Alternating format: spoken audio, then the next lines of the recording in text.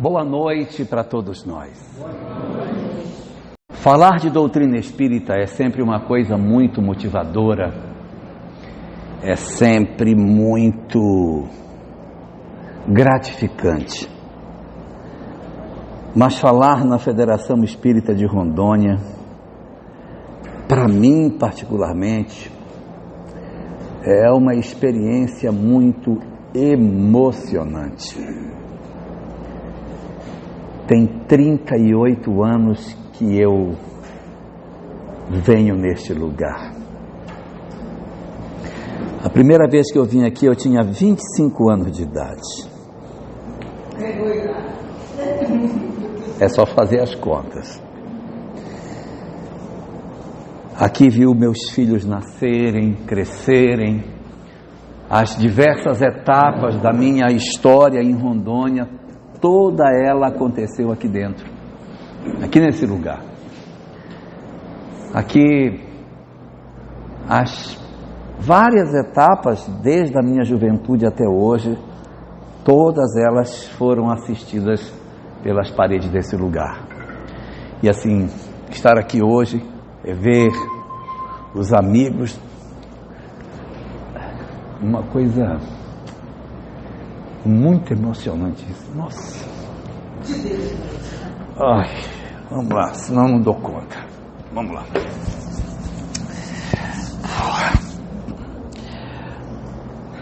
Conhecer doutrina espírita nos entrega de uma maneira muito rápida e muito de pronto uma informação preciosíssima, que são as informações sobre a questão da reencarnação. Claro, entramos em contato com a mensagem espírita e a reencarnação é uma das primeiras coisas que a gente já começa a falar, a se aproximar, a tentar entender não só a reencarnação como conceito, mas as aplicações práticas deste conceito na nossa vida, na nossa relação familiar, nas nossas questões corporais, etc., né?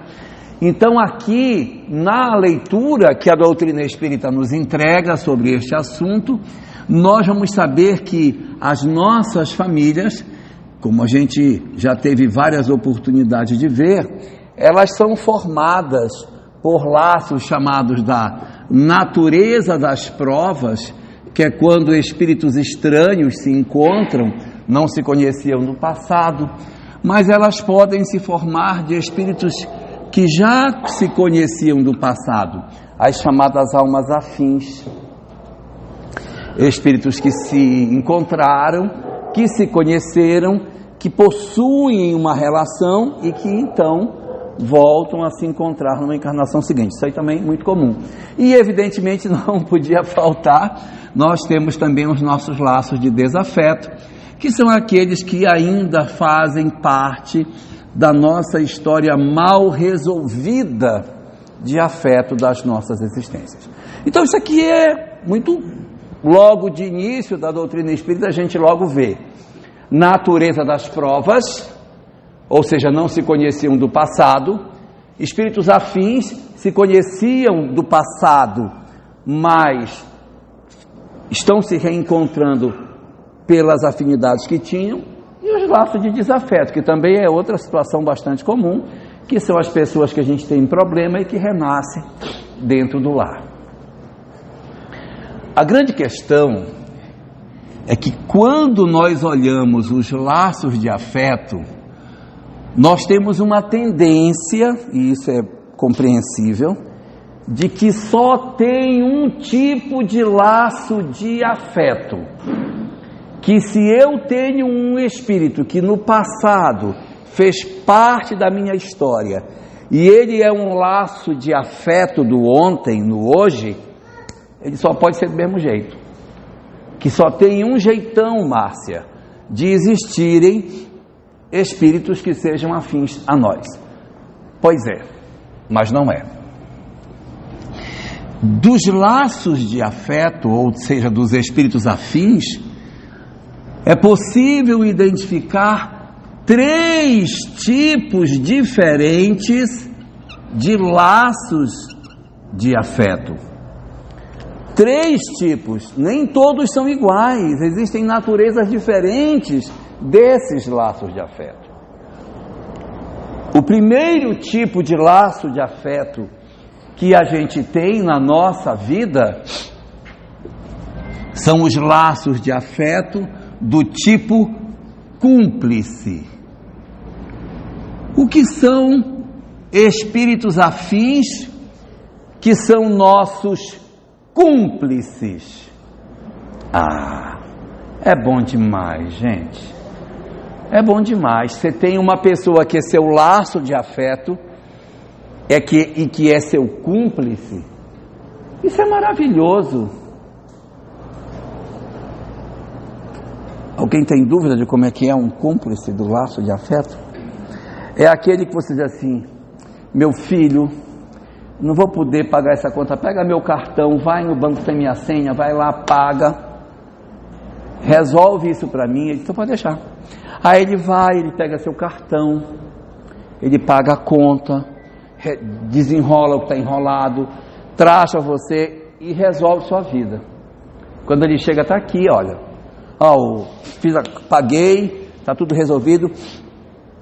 Esse outro aqui eu não consegui pagar porque eu não tinha saldo, eu completei, já paguei, mas não precisa se preocupar, já está pago, está resolvido, já fui lá, já andei, já está tudo feito. Gente, é bom demais, ó. É bom demais. É maravilhoso você ter um cúmplice, porque é aquela pessoa que você sabe que se você ficar doente, ela vai cuidar de você no hospital. Ela vai dormir com você lá, ela vai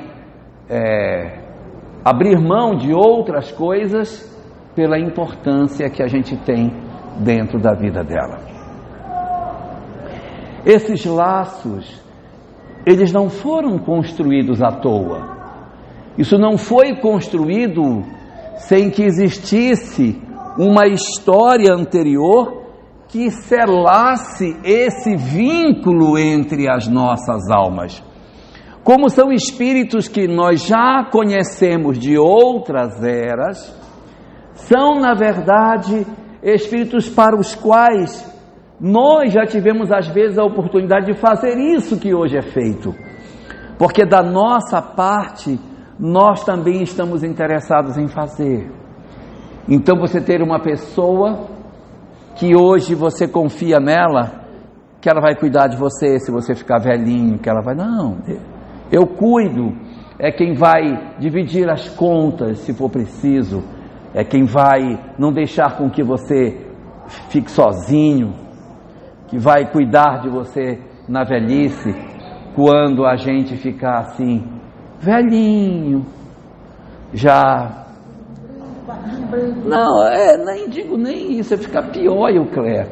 Já fica esquecido, com uma incontinência urinária, andando, se arrastando, com Alzheimer, perguntando 50 vezes a mesma coisa. Mas nós estamos indo para onde mesmo? Mamãe, já falei. Nós estamos indo no médico. No médico. Quem vai se consultar? A senhora? Sou eu. Mas a gente está indo para onde? Então, aquela pessoa que você sabe que é o seu grande parceiro, às vezes ele pode ser um cônjuge, né? Você tem um marido, você tem uma esposa que é seu parceiro ponta firme, que está com você para o que der e vier, que cuida, não é assim? Tem que ser assim, tem que ser assim. Né? A gente cuidar um do outro, você ter um parceiro com quem você divide, isso é ótimo, isso é incrível. E essas relações, elas foram criadas por quê? Porque ao longo das existências, nós selamos esse compromisso, nós entregamos de nós, e é isso que faz com que nós tenhamos esse tipo de relação. Nós desenvolvemos ao longo do tempo esse processo de termos afeto por alguém, e essa reciprocidade acaba acontecendo. Eu confundo vocês, está claro? Se estiver confuso, lamento não sei dizer mais claro do que isso, vai ficar assim mesmo. Então vamos para o outro. Segundo, nós temos um segundo tipo de laço de espírito afim. O segundo laço de espírito afim, ele não é meu cúmplice, ele é, na verdade, a minha alma frágil. É um espírito que você ama, mas o bicho é muito ruim de negócio, gente. Ele não dá conta nem dele, Meu Deus do céu, a gente ama, mas a pessoa tem dificuldade de se posicionar como você gostaria que esta pessoa se posicionasse. Muitas vezes, ele olha você como um cúmplice, porque ele diz, eu sei que minha mãe, eu sei que meu pai não vai me abandonar, mas ele abandona. Ele não dá conta. Conhece desse tipo? A gente gosta, mas ele não dá conta, gente. Ele não consegue resolver a sua vida do jeito que você gostaria que ele resolvesse. Mas nem por isso ele é um laço de desafeto. Por quê? Porque a relação que você mantém com a criaturinha é uma relação em que você não fica com ódio do que ele faz. Então ele é um laço de afeto, mas é um laço de afeto numa condição de fragilidade. Aí você diz, meu filho, preciso que você pague essa conta. Pega o meu cartão e as senhas, escreve aí num papel que eu vou te dar, mas toma cuidado, tá bom? Pode ficar tranquilo. Pois ele vai, gente, ele perde o cartão na ida para o banco, você acredita? Com a senha a enroladinha, ele perde esse cartão, e aí esse cartão depois vai aparecer cheio de compra, que ele não sabe quem fez, ele não sabe como foi, a conta que você mandou ele pagar, ele nem conseguiu, coitadinho, porque ele perdeu o cartão antes, e às vezes ele aparece com umas roupas novas, ele aparece com uns sapatos tênis bonito, mas o cartão perdeu, né? Perdeu. São as nossas almas afetuosas frágeis. São almas frágeis. E a gente vai descobrir, à medida que a gente vai se aproximando disso, alguns conceitos muito interessantes. O que fala Joana de Ângeles sobre essa questão na obra do número 9 da série psicológica? Tem aí? Sim, senhor. Tem? Número 9. Amor, imbatível amor. A obra 9 da série psicológica de Joana. No capítulo 5 da obra, no primeiro tópico dela. Num tópico chamado vazio existencial, em que ela comenta esse drama da atualidade. O que é o vazio existencial? O vazio existencial é o vazio existencial da pessoa. Ela não encontra razão de viver, ela não encontra razão para o que faz. Muitas vezes, o processo do vazio existencial está relacionado com uma descrença. Vivemos numa sociedade muito descrente. Verdade ou não? Verdade. Muito descrente.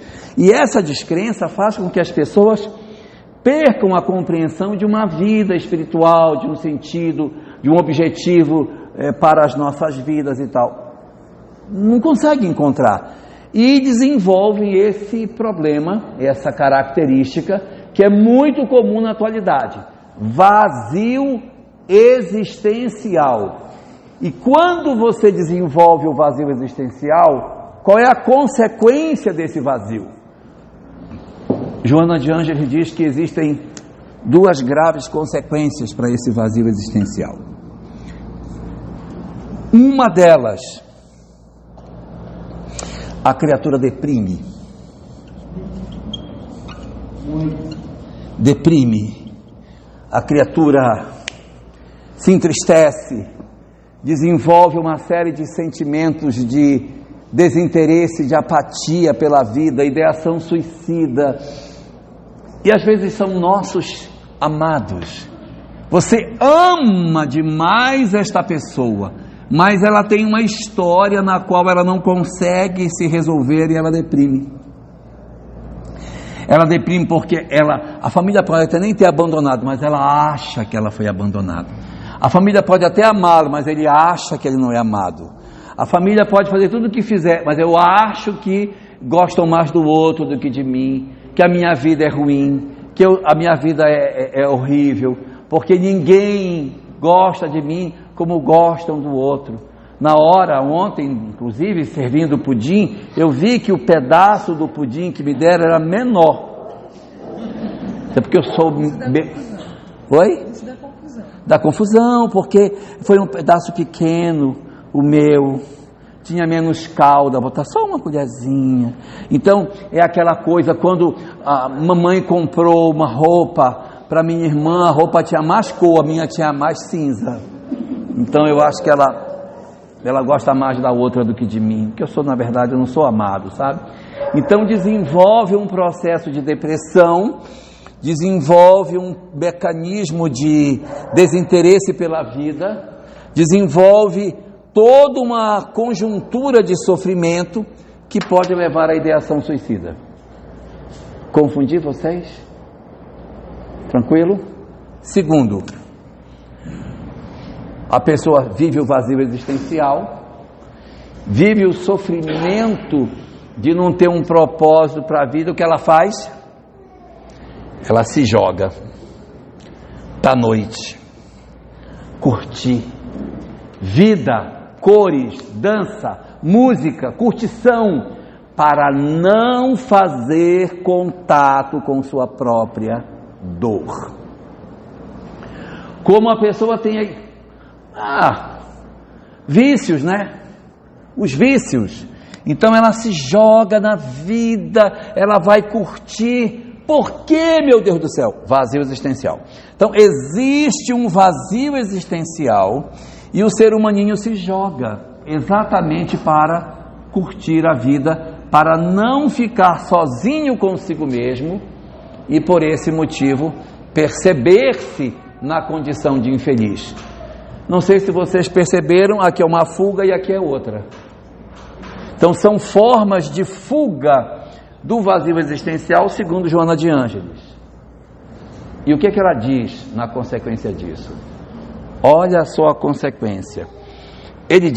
Ela diz que quando você se joga na vida para curtir, aí vai para o álcool, vai para a vida de prazeres, muitas vezes a pessoa cai nas drogas. E esse que deprime, muitas vezes cai na droga. Qual é a lógica que Joana de Ângeles apresenta nesse texto? Que muitas pessoas que utilizam a droga, que você, digamos, tem um filho, o filho é usuário de droga, aí você diz: você devia largar essa porcaria, você não tem responsabilidade. No fundo, a droga é a fuga dele para um processo de sofrimento. Está sendo confuso o que estou falando? Então, ele foge para a droga para ele não fazer contato com a dor dele, porque a vida dele, na cabeça dele, é uma vida miserável. E a maneira que ele tem de fugir da vida miserável é mergulhando na droga. Quando ele volta, você diz: você é um imprestável, você é um inútil. Aí a pessoa diz: realmente eu sou. Aí você joga a pessoa ainda mais dentro de um mecanismo de sofrimento, porque deprime ainda mais por isso. Nós deveríamos entender que muitos dos casos que a gente vê de drogadição estão relacionados a aspectos de vazio existencial. E que um tratamento olhando para a depressão poderia ter excelentes resultados. A própria ciência tem descoberto, agora mais recentemente, que em muitos casos de usuários de droga, quando você administra para eles remédio para depressão, eles param de usar. O que demonstra que a busca da droga é muito mais uma questão emocional do que química, porque esse cara é dependente químico, não, ele é dependente emocional, porque quando ele fica triste, a pessoa diz assim, estou muito triste, vou beber. Beber por quê? Porque quando eu bebo junto a minha tristeza, que eu bebo e aí pronto, eu fico mais alegre, eu me desconecto dessa chatice, então eu uso a bebida. A mesma maneira que a gente bebe para esquecer o que acontece, a pessoa usa a droga para anestesiar a consciência. Então, os nossos laços de afeto frágeis, eles muitas vezes estão dentro do cenário do vazio existencial, justificando o processo da depressão e o uso das drogas, e ao mesmo tempo um excesso de alegria que nunca cessa, às vezes chegando num tipo de transtorno chamado transtorno histriônico. O que é o transtorno histriônico? É uma condição na qual o indivíduo fica brincando o tempo todo brincando, que ele nunca faz contato com a própria dor dele. Ou seja, a gente precisa naturalmente fazer um processo de entendimento que nós precisamos reler as nossas relações familiares e ter um olhar um pouco mais atencioso, principalmente se ele é nosso laço de afeto frágil. Se ele for um laço de desafeto, é pior, porque como ele já é desafeto, se você não presta mesmo, porque dentro do meu coração existe uma rejeição pelo outro. Mas quando a gente tem na raiz da relação um laço de afeto, é importante que a gente nunca desista da tentativa de resgatar. Pode ser que não consiga resgatar, pode ser que não consiga, mas que você nunca desista da tentativa de resgatar, para que não armazene na cabeça e no coração dele a ideia de que o outro abandonou. Ele precisa levar até o final da existência a crença de que tem alguém que não desiste dele. Não sei se vocês já viram nas obras espíritas, entidades que estão em sofrimento no mundo espiritual, aí vai uma pessoa lá para buscar esse cara que está no mundo espiritual em sofrimento, né? Às vezes vai o vizinho, às vezes vai a sogra, às vezes vai o patrão. Já viram? Não, nunca vai desses. Quem é que vai? Não. Mãe, pai, avó. E quem é essa pessoa? É a pessoa que dentro do coraçãozinho do outro existe a certeza de que nunca desistiu dele. Entendeu por que é importante a gente não desistir? Mesmo que o outro desista de si mesmo, a gente não desistir dele, para que exista um fio através do qual no futuro você possa puxar a pessoa. Porque se você desistir, quando chegar a hora de fazer o resgate, alguém vai dizer, você não pode ir. Porque no seu coração existe uma história de desistência. Quando você chegar perto, você não vai conseguir convencê-lo de que você veio para buscá-lo. Ele não vai acreditar em você. Você não serve para o trabalho, tem que arranjar outra pessoa. Então, nós precisamos nos habilitar para que nós sejamos... Estou confundindo com o que eu estou... Ok? Então, a gente tem tanto esta condição dos que se envolvem com as drogas, como aqueles que também se deprimem e, em consequência disso, se drogam. Nas reuniões mediúnicas a gente vê isso, o espírito. Ele Sim. só acredita quando ele vê. Quando ele vê A mãe, o avô, aí ele acredita que o negócio é verdadeiro. e desmonta, né? Você ter alguém que na sua cabeça nunca desistiu de você, é a chave que a pessoa precisa para voltar, porque às vezes você não quer voltar porque ninguém tem amor suficiente para convencer você de que não desistiria dele. Eu já desci tanto, já fiz tanta besteira que ninguém vai me querer. Mas na minha memória existe o registro de alguém que nunca desistiu de mim. É essa pessoa que fará o processo de resgate no mundo espiritual. Então, na dinâmica dos laços de afeto,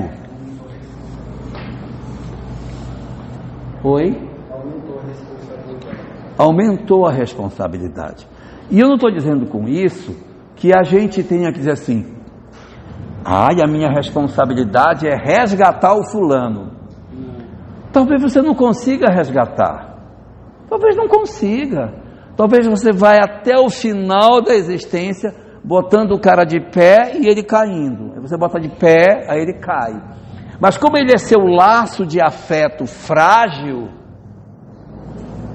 você tem recursos emocionais que precisa mobilizar. O que às vezes acontece é que, mesmo ele sendo laço de afeto, o nosso amor se faz um amor condicional, em que você diz: a partir de hoje não conte mais comigo.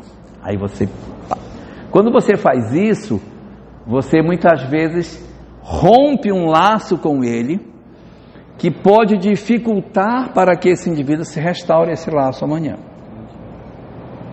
Bom, eu disse que eram quantos tipos? Eu até esqueci. 3, né? 3, tá. Já falei de 2. Então está faltando 1. O primeiro tipo são os nossos cúmplices. Oh, beleza ter um desse. Puxa vida, isso é muito bom. O segundo tipo são os frágeis. Espíritos que a gente ama, mas que são frágeis. E tem um terceiro. Taran! O terceiro se chama mentor. O mentor, que a gente às vezes esquece, mas ele também é espírito afim. Existem muitas pessoas espíritas que acham que tem 2 filas para a reencarnação: a fila de mentor e a fila de reencarnante. Aí vai andando, vai, próximo. Aí, gente, reencarnação não é quadrilha. Na quadrilha que você pega o par e aí você dança aquele par. Não é assim. O mentor, ele não é escolhido por acaso, ele não é fruto de uma determinada circunstância. Quem é que quer ir, hein? Fulano, tu tem alguma coisa para fazer? Não, eu estou bem desocupado. Pronto, assume fulano, vai lá, ele vai ficar lá 70 anos, dá uma cancha lá, ajuda ele lá. Quem é esse cara? Deixa eu ver a ficha dele. Tá, eu vou levar. Me dá que eu levo. Embrulha para mim que eu vou levar. Não funciona assim. O espírito mentor, ele faz parte da nossa família espiritual. O que é que a gente tem da literatura espírita sobre essa questão? Nós sabemos pela literatura espírita que existe um conceito chamado família espiritual. Família espiritual é o conjunto de espíritos que nós construímos em termos de afeto ao longo das existências. Eles não eram nossos vínculos, nós não os conhecíamos. A gente começou a conviver e desenvolveu afinidade. E essa família espiritual tem esses 3 tipos de espírito dentro: os cúmplices, o frágil e o mentor. O cúmplice é o que caminha conosco, que nos ajuda, a gente ajuda. Ele tem a fragilidade dele, a gente tem a nossa, mas a gente vai se ajudando e a vida vai seguindo. Os frágeis são esses outros que nos compete dar um tanto mais pela compreensão que a gente tem. Os frágeis, eles nos chegam exatamente como sendo o outro prato da balança do conhecimento espírita. A gente diz: mas por que será que eu tive acesso ao conhecimento espírita? Por que me deram isso? Por que eu tenho isso? Pode ser por uma doença física, que aí você precisa para você entender. Pode ser por uma relação familiar, pode. pode ser por uma relação no campo do afeto mesmo, na relação conjugal, pode ser por uma questão financeira, pode ser por várias causas. E uma das causas pelas quais a doutrina espírita chega até nós é porque somos, em verdade, espíritos que temos a possibilidade de socorrer esses que são frágeis. Para que a gente socorra os que são frágeis, nós precisamos de alguém que vai nos sustentar, para os quais nós somos o frágil. Para os nossos mentores, o frágil somos nós. Que ele diz, não, meu filho, perdoa. E a gente não consegue perdoar. Do jeito que a gente olha para o filho e diz, mas não aprende, gente. Não aprende. O mentor também olha para nós e diz, oh meu Deus, ainda não conseguiu aprender. Só que ao invés de nós, que ficamos com raiva, queremos esganar a criatura, o mentor diz, vamos tentar de novo. Então a gente precisa aprender como é que eles agem com a gente. Como é que esses mentores atuam para poder construir a nossa melhoria. Como é que os mentores agem? O que a gente sabe da literatura de como é que os mentores atuam? A gente sabe que eles atuam assim, eles marcam uma rota e dizem, você vai por aqui, e a gente pega um outro rumo, programa para cá e você pega um rumo completamente diferente. E quando nós pegamos um rumo diferente, o que faz o mentor? Isso. A melhor representação do que é o papel do mentor, a gente encontra naquilo que a nossa sociedade hoje chama de GPS, já viram? Então existe um destino que é a felicidade. O nosso mentor traça o destino e diz, eu tracei a rota para você, e eu vou te acompanhar. E aí você vai, dobra aqui. Na próxima, dá o pisca e dobra. Quando você erra a entrada, o que ele faz? Recalculando rota. Aí ele vai, só que a segunda rota é pior que a primeira, tá? Tem mais trânsito, pega um caminho mais congestionado, buraco, vai demorar mais para chegar, recalculando rota. Aí você erra de novo, recalculando rota. Vocês não vão ver um GPS dizer assim, não vou mais recalcular, é a 5ª vez que você erra. Vocês já viram? Quantas vezes você errar, o GPS diz, recalculando rota. Ele não se aborrece e não muda o destino. O mentor também não é assim, chega, vamos fazer o seguinte, vamos reprogramar, você não vai mais para a felicidade, vamos reprogramar, está muito difícil para você, vamos para esse aqui no meio do caminho, não, o destino continua sendo, vai só alterando as estratégias para você conseguir chegar ao resultado que tem para chegar. Nós estamos para o mentor, assim como o frágil está para nós. Tenhamos paciência com os nossos frágeis, inspirado na paciência que os nossos mentores têm conosco, porque eles são para nós uma referência de como a gente deve fazer. Ao invés de desistir, abandonar, não querer mais, pensemos, o meu mentor não desistiu de mim quando eu tomei um caminho todo torto lá atrás. Que eu pensei que eu não fosse achar a porta de saída. Não tem isso, Márcia, na vida da gente? Se agora ele vai largar da minha mão, agora vai. Mas ele teve paciência, e o Cléa. E aí ele foi, quando viu a gente foi, e se organizou, e a vida começou a tomar um novo sentido. Então, é essa a ideia que nós não podemos deixar de ter. Que da mesma maneira que os nossos mentores cuidam de nós, nós temos que nos espelhar para cuidar daqueles que nos foram confiados, procurando o suporte nos nossos cúmplices, para que a gente consiga dar bom cumprimento da missão que a gente tem para cumprir. Nossas existências, portanto, precisam ser bem aproveitadas. Nós temos lições de sobra, de exercícios de virtude, dentro do lar, fora do lar, no ambiente de trabalho, né, Vanessa? no ambiente de trabalho. Quantos desafios a vida tem? Quantas situações que a gente... Dessa eu não vou conseguir sobreviver. Essa vai me engolir. É uma tsunami. Vou morrer sufocado. E aí você sobrevive e a coisa passa e você vai levando e vai levando. O quão é maravilhoso ter essa compreensão. Por isso que a doutrina espírita é tão importante, porque ela pode ser determinante para o nosso sucesso espiritual, mesmo que nós não estejamos hoje entendendo claramente o que seja. Então, como a gente não consegue entender, a regra básica é: não desista de quem foi confiado a você. Não desista. Não desistir não significa dizer sim a tudo que ele quer, mas é não desistir no sentido de não deixar com que ele não deixar com que ele perca a certeza de que você o ama, mesmo que ele não se conserte, mesmo que você diga o que você está fazendo está muito errado, mas eu continuo amando você.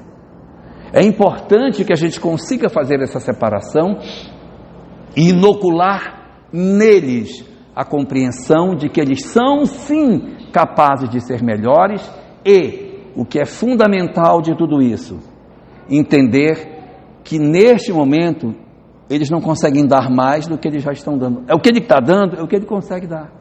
Às vezes você criou na sua cabeça uma imagem daquilo que ele vai fazer, mas ele não dá conta de fazer. E então a gente se magoa com a pessoa porque ela não corresponde àquilo que a gente gostaria que ela fizesse. E eu quero dizer a todos que só existe mágoa onde existe amor, porque a gente só se magoa com quem ama. Se tem mágoa é porque eu esperava que o outro me desse e ele não me entregou. E essa mágoa nasce porque a gente não se magoa com o outro. Ninguém se magoa com o outro. Nós nos magoamos com a imagem que nós fazemos do outro na nossa cabeça. E dizemos: eu não esperava que você fizesse isso. Mas isso é ele. Eu criei na minha cabeça uma imagem diferente. Então eu me magoo com aquilo que eu creio que o outro seja, mas ele não é. Ele ainda não é. Então é aceitar as pessoas na condição que elas estão, na possibilidade que elas têm de oferecer, sem exigir do outro uma perfeição que ele ainda não consegue entregar. Querer que o marido, por exemplo, nos receba com um ramo de flores todos os dias de manhã e que ele nos se declare, jogue pétalas no chão todos os... não vai. Se quiser, faz você. Oi? Se quiser, faça você. A regra é essa: faça de maneira que você movimente a lei de tal maneira que seja justo que você tenha um parceiro que lhe entregue isso. Mas se você disser: pois ele não faz, pois eu também não vou fazer, então não merece coisa melhor, né? Exatamente. Para você merecer coisa melhor, faça, para que Deus diga: meu Deus, merece coisa melhor. Mas se eu digo: miserável não faz comigo, pois também não vou fazer com ele. Aí se você não faz, se merecem. Então vai ficar do jeito que está, porque está bom. Não tem uma frase do Evangelho assim: porque Deus não dá uma pedra a um filho que pede um peixe, nem uma serpente ao filho que pede... Não dá uma pedra ao filho que pede um pão, nem uma serpente ao filho que pede um peixe. Pois é. Mas a gente está merecendo a pedra mesmo, sabe? Não está pedindo pão, está pedindo outra pedra, porque a gente fica: eu vou fazer também sem machucar, também sei. E aí acaba que a gente cai num círculo vicioso. Então a gente precisa quebrar esse processo a partir dessa compreensão. Lembrando do nosso mentor, procurando a oração, conexão através da prece, para que a gente se conecte com eles e faça efetivamente a nossa mudança. Você pediu uma história semana passada. Você ficou de trazer. E eu trouxe. Eu vou contar uma história para vocês, que ela pediu semana passada, disse que eu não tinha, hoje eu trouxe. Lá vai. Dona Salete teve uma vida muito difícil. Engravidou muito jovem, de um relacionamento que ela não esperava engravidar. Acabou casando sem a necessidade de verdadeiramente ter feito isso na época que ela fez. teve uma filha no meio de uma confusão, de um casamento super conflituado, muito difícil, muitos dramas, quanta dificuldade para criar aquela filha. O casamento foi se arrastando miseravelmente, mas os tempos foram melhorando, a coisa foi se encaminhando e décadas depois, o casamento estabilizou numa relação mais fria, indiferente. O casamento sobreviveu, mas sobreviveu dentro de um aspecto de muita frieza entre o casal. Ela acabou até, depois de já madura, abriu uma loja de artigos para bebê, vendia artigos para bebê.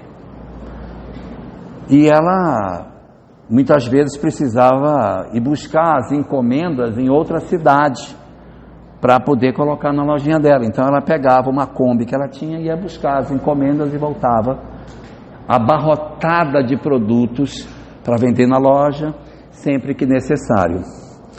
E teve uma vez que ela foi fazer essa viagem, e na medida em que ela vinha na estrada já voltando, pensando na vida dela, no casamento difícil, nos problemas que ela tinha, de como a vida dela era amarga, como tudo era tão complicado, como ela vivia uma vida tão difícil. Ela vinha atravessando num vilarejo pequeno e o carro começou a puxar o volante e ela parou para ver o que era: pneu furado. É só que me faltava, perto da hora do almoço, eu tendo que ir para casa, o carro cheio de mercadoria e o pneu me fura. Não tem uma borracharia perto. Ela ficou olhando: como é que eu vou trocar esse pneu? Nisso apareceu um rapaz. Opa, boa tarde, bom dia. Bom dia. Furou o pneu? Foi, tá vendo? Furou o pneu, tá vendo aí? O pneu tá furado. Se a senhora quiser, eu posso lhe ajudar a trocar o pneu.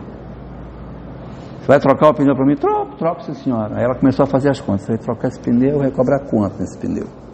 Que ele vai trocar, tá na hora do almoço, vai me pedir, vai dar uns 30 reais aí para esse cara trocar esse pneu. Aí começou a já virar a bolsa para ver onde ela achava dinheiro para ele. E ele trocando, bem tranquilo, o pneu e rindo. E ela olhando: gente, esse cara é pobre, olha a roupa dele, ele é pobre. E fica rindo da pobreza dele, né? Coitado. E o cara lá trocando pneu para ela e tal. E ela perguntou: você é daqui da cidade? Sim, senhora, eu trabalho aqui. Ah, é? Trabalho aqui? É, moro aqui mesmo. E qual é o seu nome? E aí ele trocando: meu nome é Brian. Ela disse: Brian? Um nome desse no meio do mato? Onde você arrumou esse nome? Minha mãe, que quando estava grávida de mim, viu um filme, achou bonito o nome e me deu o nome de Brian. Aí ela ficou esperando, ele acabou de trocar o pneu, trocou, pronto, a senhora pode seguir viagem, está tudo pronto. Quanto custa o seu serviço? Disse: não custa nada, eu ia trocar para a senhora, não pedi dinheiro. Não, mas eu quero pagar. Que isso, eu pagar a troca de pneu? Um favor, prazer de trocar o pneu. Não, eu quero que você... Não precisa. Não se preocupe. Mas, Brian, não quero. Eu troquei porque vi que a senhora estava precisando, troquei o pneu e ele foi embora. Aí ela ficou: nossa, além de pobre, ainda faz as coisas por isso que é pobre, faz as coisas de graça. Por isso que é pobre. Aí estava quase na hora do almoço, ela olhou, tinha um restaurante perto. Ela disse: já está na hora do almoço, eu vou parar e vou almoçar. Entrou no restaurante para almoçar, sentou lá para comer, aí veio a garçonete para atendê-la. O bucho deste tamanho, grávida. Aí ela ficou olhando e disse: meu Deus, novinha, grávida, de garçonete, deve passar muita necessidade. Aí lembrou dela, de quando ela foi jovem, de quando ela engravidou, das dificuldades que teve, de que depois daquilo tudo passou, que a vida hoje estava estabilizada, e começou a ver a vida dela por um outro ângulo, que as coisas ela tinha atravessado, tinha mudado tudo. Ficou vendo aquela moça naquela condição difícil. Aí ela disse: eu sei o que eu vou fazer. Aí ela foi no carro, pegou uns fardos de roupa para bebê e trouxe para a garçonete de volta. Disse: olha, eu vi que você vai ter bebê, então eu tenho essas roupas para você. Eu não acredito, vou ficar para você. Muito obrigado. Eu não tinha nada para a criança, ela já vai nascer e eu não tenho nada, não tinha nada, mas eu sempre acreditei que Deus fosse me ajudar. A gente sempre ora e eu sempre pedi a Deus que me ajudasse. E poxa, muito obrigado. Mas não, ligue não, eu já recebi uma lição hoje, fica aí com esse negócio aí que eu vou embora. Aí ela pegou o carro e foi embora de volta para a casa dela, refletindo sobre tudo aquilo que havia acontecido, nas lições que ela tinha aprendido. E quando ela chegou em casa, ela chegou com uma proposta diferente, porque ela reviu toda a história que ela teve, e ao chegar em casa ela veio com uma ideia de uma possibilidade de retomada da relação com o marido. Quem sabe não poderia dar certo se ela se desarmasse da forma agressiva com que ela o tratava, decidindo ser diferente. Mas ela nunca soube o que aconteceu quando a garçonete chegou em casa. Ela chegou cheia daquele monte de pacote, já tarde da noite, marido dormindo, e ela não quis acordá-lo, botou as compras assim do lado e disse: eu não disse para você que Deus ia cuidar de nós, mas eu sei que você está muito cansado, amanhã a gente conversa. Dorme em paz, Brian, que Deus cuida da gente.